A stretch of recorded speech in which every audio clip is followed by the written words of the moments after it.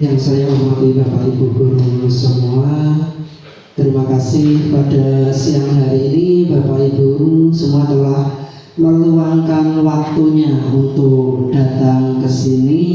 Kita nanti belajar bersama di sini. Sebelumnya marilah kita panjatkan puji syukur kehadirat Allah Subhanahu wa taala yang telah melimpahkan rahmat, taufik serta hidayahnya sehingga kita dapat berkumpul di sini dengan keadaan sehat walafiat tanpa kekurangan satu apapun. Tak lupa salawat serta salam kita haturkan pada junjungan kita Nabi Agung Muhammad Sallallahu Alaihi Wasallam yang kita nantikan syafaatnya di dunia dan di akhirat nanti. Amin amin ya rabbal alamin. Bapak Ibu guru semua, terima kasih Bapak Ibu telah meluangkan waktunya untuk datang belajar di sini tentang diseminasi pemahaman dan penerapan budaya positif di sekolah kita masing-masing. Sebelumnya, sebelum kita menyelami materi yang lebih dalam lagi, dari tujuan diseminasi budaya positif kali ini nanti kita bisa berbagi konsep tentang budaya positif. Untuk yang kedua bisa berbagi pengalaman penerapan budaya positif di sekolah kita masing-masing. Bagaimana nanti kita bisa menerapkan tentang budaya positif yang baik di sekolah kita masing-masing, seperti itu. Untuk itu kita harus tahu dulu, menurut Bapak Ibu guru semua, apa itu budaya positif? Monggo yang mau berpendapat, apa itu budaya positif? Arun, menurut Arun apa budaya positif? Arun.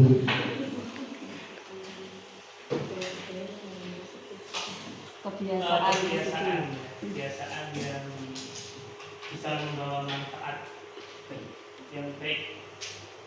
Oke, terima kasih Bapak. Betul sekali. Budaya positif yaitu kebiasaan yang membawa manfaat yang baik menurut Bapak. Bagus sekali. Budaya positif yaitu perwujudan nilai-nilai keyakinan universal dan kebiasaan-kebiasaan baik di sekolah yang dapat berpihak kepada murid agar murid dapat berkembang menjadi pribadi yang memiliki karakter profil pelajar Pancasila. Budaya positif diawali dengan perubahan paradigma tentang teori kontrol. Dan nanti kita di sini juga akan mengulas lebih dalam lagi tentang apa itu teori kontrol untuk penerapan budaya positifnya sendiri. Ya betul sekali yang dikatakan Pak Heru tadi bahwa budaya positif positif merupakan penerapan kebiasaan yang baik yang sudah diterapkan Bapak Ibu guru semua, seperti melaksanakan senyum salam sapa, tentang pembersihan, kebiasaan kegiatan bersih-bersih seperti itu.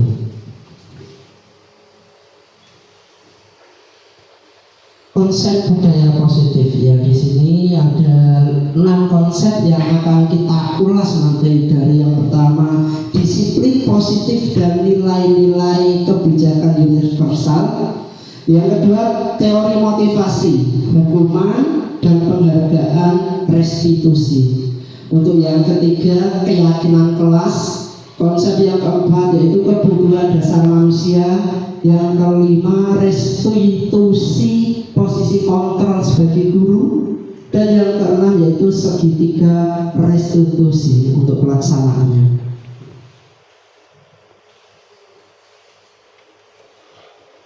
Langsung saja disiplin positif untuk berada di sekolah. Misalkan diibaratkan ada A dan B. A itu adalah panjenengan semua, misalkan Bapak Ibu semua A, dan B adalah rekan Bapak Ibu semua. Misalkan tugas A adalah mengepalkan salah satu tangan panjenengan semua. Coba Bapak Ibu bayangkan, apakah Bapak Ibu menyimpan sesuatu yang sangat berharga di dalam kepalaan Bapak Ibu semua. Misalkan A adalah Bapak Ibu itu mengepalkan dalam kepalaan itu adalah sesuatu yang paling berharga yang dimiliki oleh Bapak Ibu semua. Yang boleh melepaskan hanya Bapak Ibu semua. Dan B adalah rekan Bapak Ibu. Tugas rekannya adalah mencoba dengan segala cara untuk membuka kepalaan Bapak Ibu.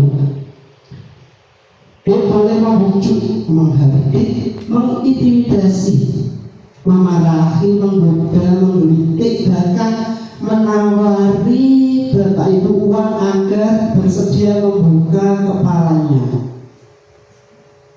Lalu apa yang terjadi? Misalkan Pak Yeni menggenggam sesuatu yang berharga dan Bunafia menawarinya uang 500.000 untuk membuka kepala yang digenggam, misalkan sesuatu yang berharga. Apakah boleh tidak? Boleh tidak dibuka? Tidak boleh. Alasannya kenapa tidak boleh? Betul sekali, karena sesuatu yang digenggam itu menurut Bapak Ibu lebih berharga daripada uang yang ditawarkan. Dalam kegiatan ini sesungguhnya siapa yang memegang kendali kontrol untuk membuka menutup kepala itu adalah panjenengan semua. Jadi bisa diibaratkan kita sendiri yang memegang kontrol atas kepala tangan kita.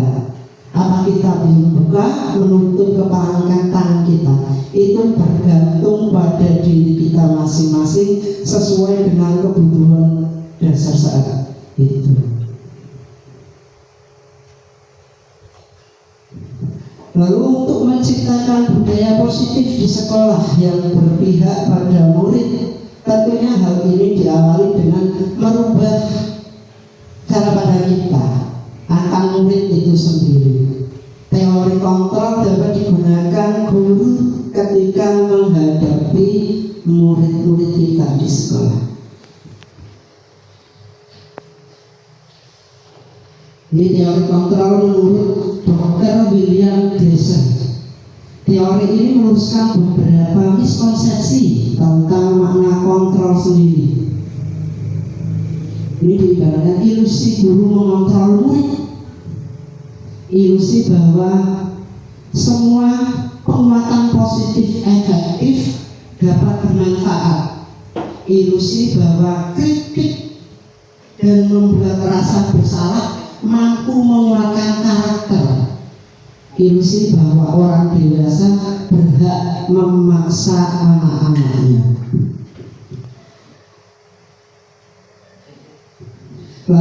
perubahan paradigma stimulus respon dari teori menjadi teori kontrol. Stimulus responnya yaitu realita tentang kebutuhan kita semua, teori kontrolnya realitas kebutuhan kita berbeda. Stimulusnya yaitu semua orang melihat hal yang sama. Padahal dalam teori kontrolnya setiap orang memiliki gambaran yang berbeda-beda. Kita mencoba mengubah orang agar berpandangan sama dengan kita. Namun kita berusaha memahami pandangan orang lain tentang dunia. Perilaku buruk dilihat sebagai sesuatu kesalahan. Teori kontrolnya itu semua perilaku pasti memiliki tujuannya masing-masing. Orang lain bisa mengontrol saya. Teori kontrolnya hanya Anda yang dapat mengontrol diri kita sendiri. Saya bisa mengontrol orang lain. Lalu teori kontrolnya Anda bisa mengontrol orang lain. Pemaksaan ada pada saat rujukan gagal. Teori kontrolnya kolaborasi dan konsekuensi menciptakan pilihan-pilihan baru. Stimulus respon yang terakhir yaitu model berpikir menang atau kalah. Teori kontrolnya yaitu model berpikir menang.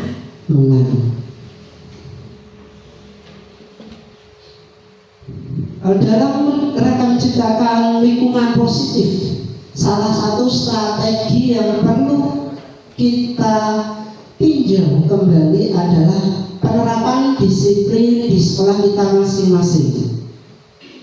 Lalu apa sesungguhnya arti dari kata disiplin itu sendiri?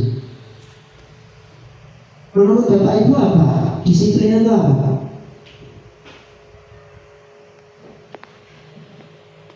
Apa disiplin itu? Apa Pak Billy? Tepat waktu, tepat sekali.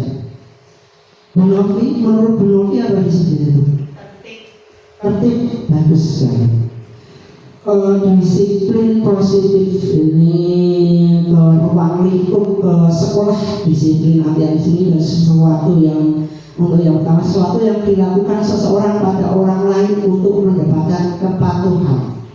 Yang kedua, cara kita mengontrol diri dan bagaimana menguasai diri untuk memilih tindakan yang mengacu pada nilai-nilai yang kita hargai. Lalu kesimpulannya sendiri, disiplin positif adalah usaha untuk mengontrol diri dalam memilih tindakan agar dapat mencapai suatu tujuan yang mulia. Tujuan mulia di sini yaitu mengacu pada nilai-nilai kebajikan universal dan memiliki motivasi intrinsik. Sering kita melaksanakan menggalakkan kegiatan disiplin terhadap murid-murid kita di sekolah seperti disiplin ketepatan waktu seperti apa yang tadi diungkapkan oleh Pak Bin. Disiplin tentang menjaga ketertiban ataupun paket sekolah. Lalu nilai-nilai kebajikan universal seperti apa? Nilai-nilai kebajikan adalah sifat-sifat positif manusia yang merupakan tujuan mulia yang ingin dicapai setiap individu. Nah, ini sesuai dengan profil pelajar Pancasila yang memuat yang pertama yaitu beriman, bertakwa kepada Tuhan Yang Maha Esa dan berakhlak mulia, mandiri, bergotong royong, berkebinekaan global, bernalar kritis serta mempunyai kreativitas yang tinggi. Untuk konsep yang kedua yaitu teori motivasi, hukuman dan penghargaan restitusi. Teori motivasi perilaku manusia menurut Diane Gossen untuk menghindari ketidaknyamanan hukuman. Nah, ini dari ada motivasi motivasi dari motivasi ekstrinsik dan intrinsik. Yang ekstrinsik sendiri yang motivasi dari luar, yaitu untuk menghindari ketidaknyamanan atau hukuman. Jadi seperti apa yang terjadi apabila saya tidak melakukannya, apa yang terjadi apabila saya datang terlambat, itu dari luar. Terus untuk mendapatkan imbalan atau penghargaan dari orang lain. Nah, seperti apa yang akan saya dapatkan apabila saya melakukannya. Sedangkan yang dari intrinsik, dari dalam diri kita sendiri, yaitu untuk menjadi orang yang merdeka, ingin dan menghargai diri sendiri dengan nilai-nilai yang mereka percayai. Aku akan menjadi orang seperti apa bila saya melakukannya, contohnya seperti itu. Itu dari dalam diri kita sendiri. Lalu hukuman dan penghargaan. Hukuman maupun penghargaan adalah cara-cara mengontrol perilaku seseorang yang menghancurkan potensi untuk pembelajaran yang sesungguhnya.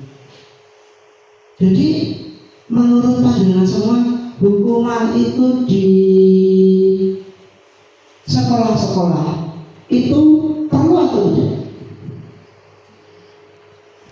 Tidak. Perlu atau tidak? Tidak. Tidak. Sedangkan restitusi adalah proses menciptakan kondisi bagi murid untuk memperbaiki kesalahan mereka, sehingga mereka bisa kembali pada kelompok mereka dengan karakter yang lebih kuat, lebih baik.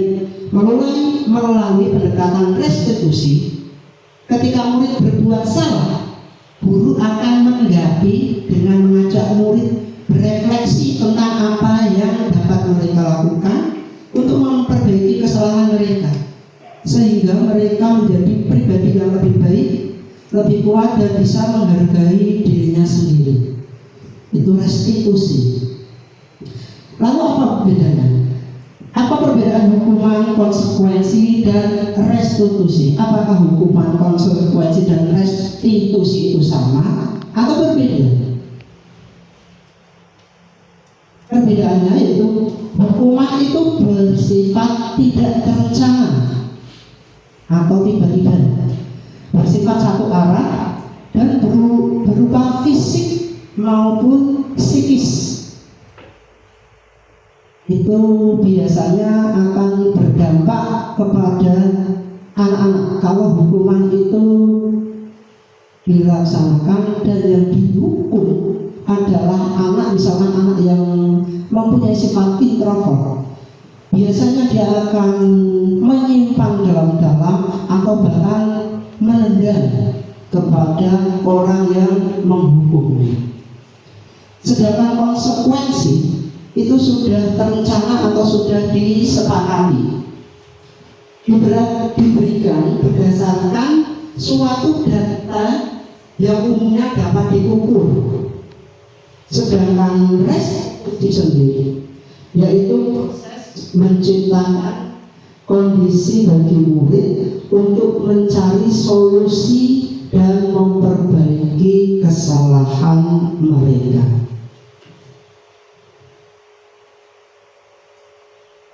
Ini di sini ada beberapa kalimat,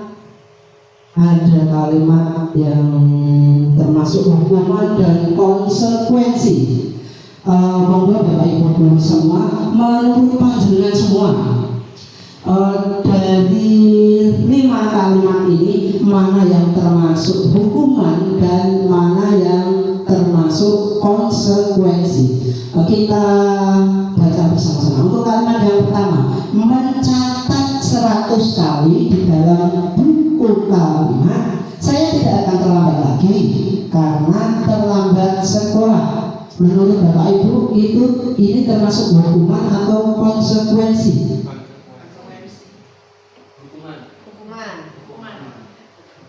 Dicatat masing-masing ya. Untuk kalimat yang kedua, lari mengelilingi lapangan basket 2 kali karena terlambat ke sekolah. Hukuman atau konsekuensi? Untuk kalimat yang ketiga, membersihkan coretan yang dibuatnya di meja tulis. Konsekuensi. Untuk kalimat yang keempat, murid diminta untuk push up 15 kali karena tidak menggunakan masker di sekolah. Hukuman ya. Untuk kalimat yang kelima, menggantikan kertas tugas teman yang dicoret-coret. Apa? Konsekuensi. Berarti ada berapa konsekuensi di sini menurut pandangan semua? Ada 2. Bukan saja. Betul sekali. Mencatat 100 kali itu merupakan sebuah hukuman. Lari mengelilingi lapangan juga itu adalah merupakan suatu hukuman. Sedangkan membersihkan coretan yang dibuat oleh anak itu sendiri itu adalah konsekuensi. Murid diminta push up karena tidak menggunakan masker. Murid diminta push up karena tidak mengerjakan tugas, itu termasuk hukuman. Menggantikan kertas tugas teman yang telah dicoret-coret itu adalah konsekuensi. Kalau berjemur di lapangan basket pukul 12 siang karena ngobrol dengan teman, hukuman ya. Membersihkan tumpahan air di meja tulis karena tersenggol pada saat belajar, konsekuensi. Melakukan pemanasan sendiri karena terlambat 10 menit untuk pelajaran PJOK, hukuman atau konsekuensi? Konsekuensi, oke. Membersihkan WC sekolah karena mematahkan pensil temannya, hukuman.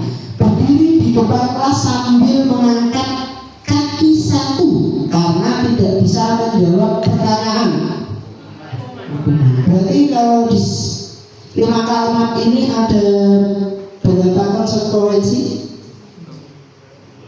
Dan kita cek lagi. Ya, ternyata yang kalimat pertama berjemur tadi adalah hukuman. Yang kedua, membersihkan tumpahan air di meja itu adalah konsekuensi atas tindakan yang telah dilakukannya sendiri.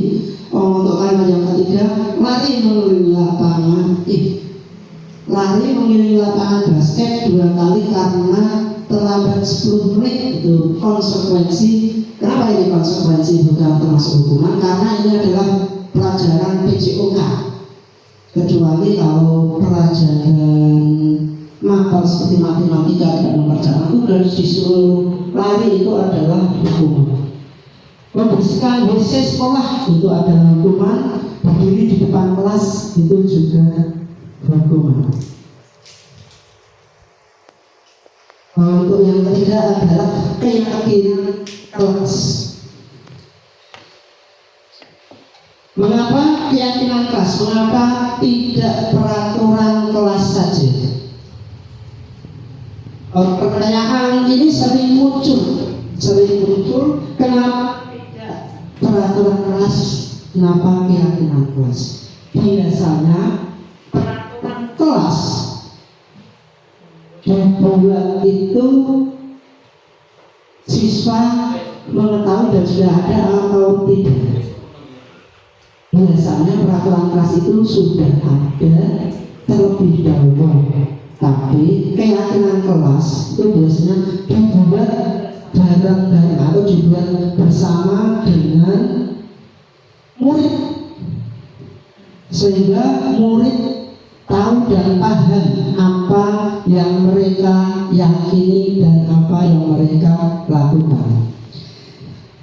Seseorang akan lebih tergerak dan bersemangat untuk menjalankan keyakinannya daripada hanya sekedar mengikuti serangkaian peraturan tertulis tanpa bermakna. Keyakinan kelas berisi nilai-nilai kebajikan yang diyakini. Kalimat keyakinan kelas harus merupakan kalimat yang positif. Ini adalah contoh penerapan keyakinan kelas yang pernah saya lakukan. Kebetulan kemarin di awal-awal tahun ajaran, yaitu murid dibagi ke dalam beberapa kelompok untuk merancang keyakinan kelas yang mereka yakini. Nah, nanti setelah ketemu kita akan simpulkan bersama-sama, dipilah bersama-sama tentang keyakinan kelas yang akan dilaksanakan di dalam kelas kita masing-masing.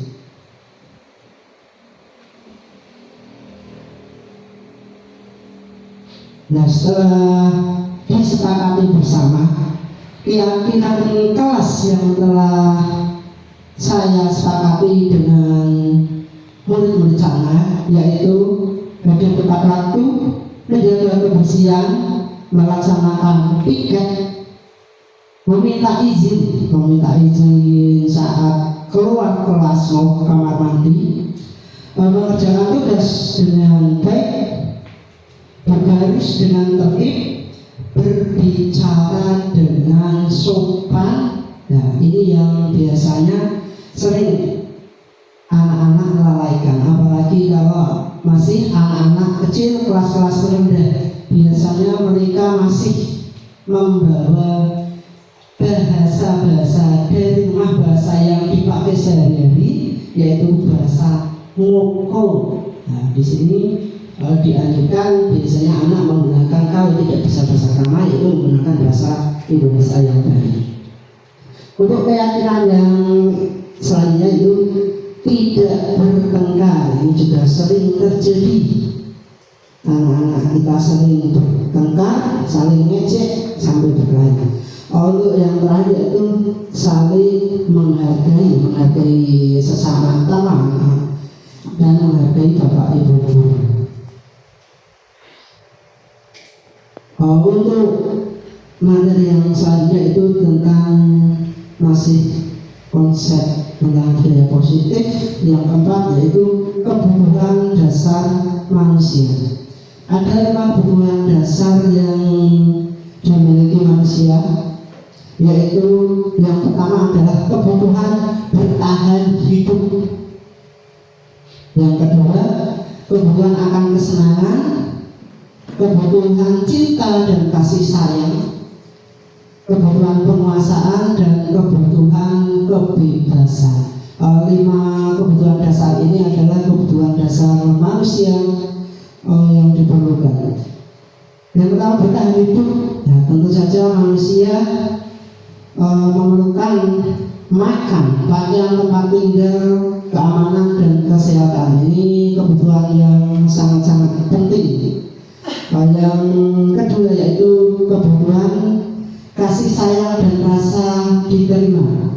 Rasa diterima, dipedulikan, berbagi, kerjasama, menjadi bagian dalam kelompok. Tentunya kalau dalam kehidupan sekolah, rasa kasih sayang dan rasa diterima ini sangat penting. Apabila anak merasa kurang dihargai, atau istilahnya kalau di dalam kelas itu dia dikucilkan, pasti dia akan menjadi anak yang pemurung dan akan mempengaruhi mental anak tersebut. Yang ketiga yaitu penguasaan. Di sini ada diri, keinginan untuk dianggap, memimpin, berprestasi, diakui, dan didengar. Kebutuhan dasar yang keempat yaitu kebutuhan kebebasan. Mandiri, memiliki pilihan, mencoba hal baru, mampu mengendalikan ke arah dirinya yang lebih baik. Dan kebutuhan dasar yang kelima yaitu kebutuhan akan kesenangan, yaitu bermain, humor, antusiasme, tertawa. Ini tidak terlepas dari kebutuhan yang sangat-sangat disukai dan digemari oleh anak-anak. Tentunya dunia anak adalah dunia bermain.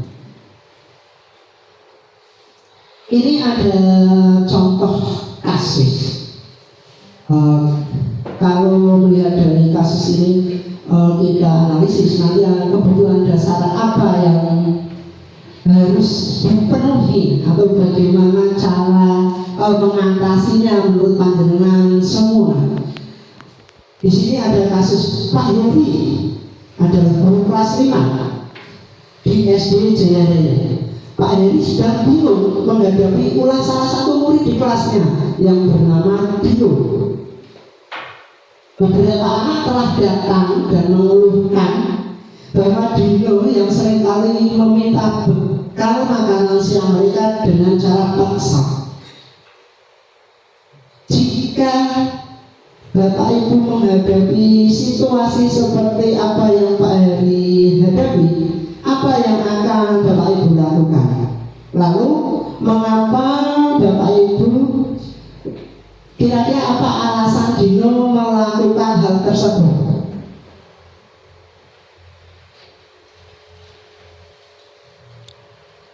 Apa? Menurut panjenengan apa? Nah, iseng, oke, bisa Dino, alasan iseng bisa. Cari perhatian, oke, bagus sekali. Apa lagi? Kebutuhan yang pertama belum apa, belum makan. Oke, bisa. Barangkali mungkin Dino di rumah tidak makan atau belum makan sehingga dia saat di sekolah lapar dan ingin memenuhi kebutuhan dasar manusia yang pertama, yaitu bertahan hidup, memerlukan makan. Dalam konteks penerapan disiplin positif, Pak Heri sebaiknya mencari tahu alasan Dino melakukan tindakan tersebut agar mengetahui kebutuhan mana yang sedang berusaha dipenuhi oleh Dino. Tadi Bapak Ibu menjawab mencari perhatian, butuh makan, betul sekali. Di sini apabila jawaban Dino karena ia lapar dan orang tuanya tidak membawakan bekal makanan siang, kebutuhan dasar yang dibutuhkan Dino itu kebutuhan bertahan hidup karena dia merasa lapar belum makan. Lalu apabila jawaban Dino karena ia senang ketika temannya menjadi perhatian dia, berarti kebutuhannya adalah kebutuhan cinta akan kasih sayang, kebutuhan untuk merasa dia diterima. Apabila jawaban Dino adalah dia merasa lega karena temannya jadi takut dan menuruti keinginannya, yaitu kebutuhannya adalah penguasaan, pengakuan atas kemauannya. Apabila jawaban Dino karena dia merasa bosan dengan bekal yang dibawakan ibunya karena ia selalu membawakan bekal yang sama terus sehingga Dino merasa bosan, yaitu kebutuhannya adalah kebutuhan dasar akan kebebasan, yaitu kebutuhan akan pilihan sesuai dengan keinginannya. Dan apabila jawaban Dino adalah karena iseng dan dia menikmati ekspresi wajah temannya yang kesal karena diambil makanannya, kebutuhan dasarnya adalah kebutuhan kesenangan karena dia menikmati, merasa bersenang-senang dengan cara mengganggu temannya yang sedang makan. Itu adalah kemungkinan jawaban yang diberikan oleh Dino tentang kebutuhan dasar manusia. Lalu posisi kontrol kelima. Setelah mengulas kasus tadi, lalu posisi kontrol kita sebagai guru, apa yang harus kita lakukan? Ada 5 posisi kontrol di sini, yaitu yang pertama adalah penghukum, yang kedua pembuat merasa bersalah, yang ketiga yaitu sebagai teman, yang keempat pemantau, dan yang kelima adalah manajer. Dari 5 posisi kontrol ini ada tingkatannya masing-masing Bapak Ibu. Dari yang tingkat agak rendah ke tertinggi. Di sini penghukum adalah sebagai tingkatan yang paling rendah dan manajer adalah tingkatan yang lebih tinggi, yang lebih baik. Kita ulas satu-satu. Yang pertama dari penghukum. Biasanya penghukum, seorang penghukum bisa menggunakan hukuman fisik maupun verbal. Contohnya, terlambat lagi, pasti terlambat lagi, selalu datang terlambat. Kapan bisa datang tepat waktu? Biasanya dengan penghukum seperti ini dengan nada suara yang tinggi, dengan tangan biasanya menunjuk dan mata melotot. Lalu kalau posisi kita sebagai penghukum, hasilnya apa yang terjadi? Kemungkinan murid akan marah dan mendendam lalu bersifat agresif. Murid tidak merasa puas, dia malah tambah marah dan menyimpannya. Dia bahkan kadang bisa menendam dengan bapak ibu gurunya. Membuat merasa bersalah. Di sini guru bersuara lebih lembut, membuat murid merasa lebih nyaman, bersalah, atau rendah diri. Contohnya, Dino, kamu ini bagaimana ya? Kamu sudah berjanji dengan ibu tidak akan terlambat lagi. Kamu kenapa ya senang sekali mengecewakan ibu? Ibu benar-benar kecewa sekali sama kamu. Dengan membuat merasa bersalah, murid akan merasa bersalah, menyalahkan dirinya sendiri, menganggap dirinya menjadi orang yang gagal dan tak sanggup membahagiakan orang lain. Kaitannya dengan anak-anak biasanya di posisi pembuat merasa bersalah ini malah cenderung lebih berbahaya kepada anak karena ditakutkan di sini anak akan menjadi minder dalam artian dia menjadi lemah hati, dia menjadi penakut dan merasa rendah diri. Bahkan kalau dipendam lama-lama, kalau biasanya usia-usia anak remaja bahkan ditakutkan, anak bisa menjadi depresi atau bahkan sampai bunuh diri. Posisi guru sebagai teman, guru pada posisi ini tidak akan menyakiti murid, namun akan tetap berupaya mengontrol murid melalui persuasi. Ayolah, bagaimana sih kamu? Kemarin kamu sudah janji ke bapak dan kenapa terlambat lagi? Sambil tertawa ringan ataupun senyum. Ya sudah, tidak apa-apa, duduk dulu sana. Nanti Pak Guru bantu kamu. Nah di sini hasilnya murid akan merasa senang dan lebih akrab lagi dengan bapak ibu guru. Namun murid menjadi ketergantungan terhadap bapak ibu guru. Jadi menjadikan murid tidak mandiri, selalu bergantung pada orang lain. Posisi pemantau, guru pada saat mengawasi sangat mengandalkan perhitungan, catatan data yang dapat digunakan sebagai bukti atas perilaku seseorang. Nah, contoh kalimatnya yaitu Adi, kamu terlambat 15 menit. Apakah kamu sudah mengerti konsekuensi yang harus dilakukan bila terlambat? Nah, di sini hasil yang didapat biasanya murid memahami konsekuensi yang harus dijalankan karena telah melanggar salah satu peraturan yang ada di sekolah. Untuk yang terakhir yaitu posisi manajer. Di sini guru diibaratkan sebagai manajer. pada posisi manajer, guru akan mengembalikan tanggung jawab pada murid untuk mencari jalan keluar permasalahannya. Tentu di sini guru membimbing murid terlebih dahulu. Apa yang kita yakini? Ini salah satu contoh pertanyaan-pertanyaan yang dilontarkan guru kepada muridnya. Apa yang kita yakini? Apakah kamu meyakininya? Jika kamu meyakininya, apakah kamu bersedia memperbaikinya?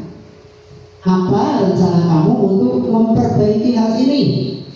Nah, hasilnya kalau di posisi manajer ini, murid dapat menjadi pribadi yang mandiri, yang lebih baik, merdeka, dan bertanggung jawab atas segala perilakunya dan sikapnya, yang pada akhirnya dapat menciptakan lingkungan yang positif, nyaman, dan aman. Dari 5 posisi kontrol tadi, menurut Bapak Ibu, posisi kontrol mana yang paling baik? Yang manajer ya. Pasti sering Bapak Ibu guru menangani kasus di sekolahnya masing-masing. Dalam kelima posisi ini pasti pernah dilakukan dari posisi penghukum sampai posisi manajer. Sekarang mari kita berdiskusi bersama tentang posisi kontrol apa yang ada pada pernyataan berikut ini. Untuk yang pertama, kamu selalu saja tidak mengerjakan PR. Cepat push up 10 kali. Menghukum? Ya, tepat sekali, ini adalah guru sebagai penghukum.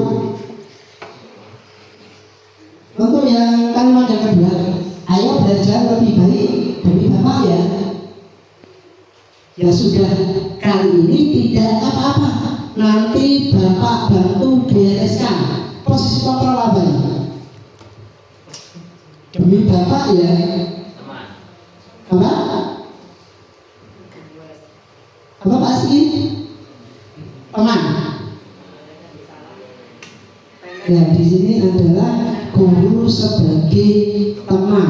Guru menjadi lebih akrab dengan murid demi Bapak, demi Pak Guru. Nah, nanti di sini seperti tadi murid menjadi ketergantungan terhadap Bapak Ibu gurunya. Kalimat berikutnya, apa yang kita yakini? Kamu meyakini hal itu? Jika kamu meyakininya, apakah kamu bersedia memperbaikinya? Posisi kontrol apa Bapak Ibu ini? Apa? Manajer, betul sekali, ini adalah posisi kontrol guru sebagai manajer. Ternyata 5 posisi kontrol sudah Bapak Ibu kuasai semua. Mungkin bahkan pernah diterapkan, dipraktekkan di sekolah panjenengan semua. Untuk yang terakhir, yang keenam, yaitu segitiga restitusi. Apa itu restitusi? Restitusi adalah proses menciptakan kondisi bagi murid untuk memperbaiki kesalahan mereka, sehingga mereka bisa berani pada kelompok mereka dengan karakter yang lebih kuat melalui pendekatan restitusi. Ketika murid berbuat salah, guru akan menanggapi dengan mengajak murid berefleksi tentang apa yang dapat mereka lakukan untuk memperbaiki kesalahan mereka, sehingga mereka menjadi pribadi yang lebih baik, bertanggung jawab dan menghargai dirinya sendiri. Di dalam segitiga restitusi ada 3 tahapan, yaitu menanyakan keyakinan yang telah dibuat, keyakinan kelas yang telah disepakati. Kamu ingin jadi anak yang seperti apa? Kamu ingin menjadi orang yang seperti apa? Lalu menstabilkan itu identitas. Setiap orang pasti pernah melakukan kesalahan yang telah kamu lakukan. Kamu bukan satu-satunya orang yang melakukan kesalahannya, lalu setelah itu memberikan validasi tindakan yang salah. Nah, di sini kamu tentunya punya alasan mengapa kamu melakukan tindakan seperti itu. Adakah cara yang lebih baik, efektif untuk mendapatkan apa yang kamu butuhkan? Nah, yang pertama, menstabilkan identitas, yaitu berbuat salah itu wajar. Tidak ada manusia yang sempurna. Saya juga pernah melakukan kesalahan seperti yang anak-anak lakukan. Kita bisa menyelesaikan ini. Bapak tidak tertarik mencari siapa yang salah, tapi Bapak Ibu ingin mencari solusi dari permasalahan ini. Kamu berhak merasa begitu. Yang kedua yaitu validasi tindakan yang salah berdasarkan prinsipnya. Setiap perilaku merupakan upaya untuk pemenuhan kebutuhan tertentu. Nah, kamu pasti punya alasan mengapa kamu melakukan itu. Kamu patut bangga pada dirimu sendiri karena kamu telah melindungi sesuatu yang penting bagi kamu. Kamu boleh mempertahankan sikap itu, tapi kamu harus menunjukkan sikap yang baru. Itu yang ketiga yaitu menanyakan keyakinan berdasarkan prinsipnya teori kontrol, bahwa pada dasarnya kita termotivasi secara intrinsik. Nah, apa keyakinan kelas kita? Apa nilai-nilai umum yang telah kita sepakati? Apa bayangan kita tentang kelas yang ideal? Kamu mau menjadi orang yang seperti apa? Itu mulai tentang segitiga restitusi. Menurut kesimpulannya, dalam menerapkan program budaya positif, hendaknya memiliki standar pedagogi, kepribadian sosial dan profesional yang baik, di mana pun mampu merefleksikan dirinya dalam posisi kontrol saat ini. Bagaimana dirinya menjadi manajer yang menuntun murid-muridnya menjadi insan yang mandiri, merdeka dan bertanggung jawab. Itu standar pendidikan nasional. Demikian yang dapat saya sampaikan. Mungkin dari Bapak Ibu Guru ada yang ingin memberikan tanggapannya terkait apa yang positif di sekolah, atau ingin memberikan pertanyaan, boleh saya persilakan.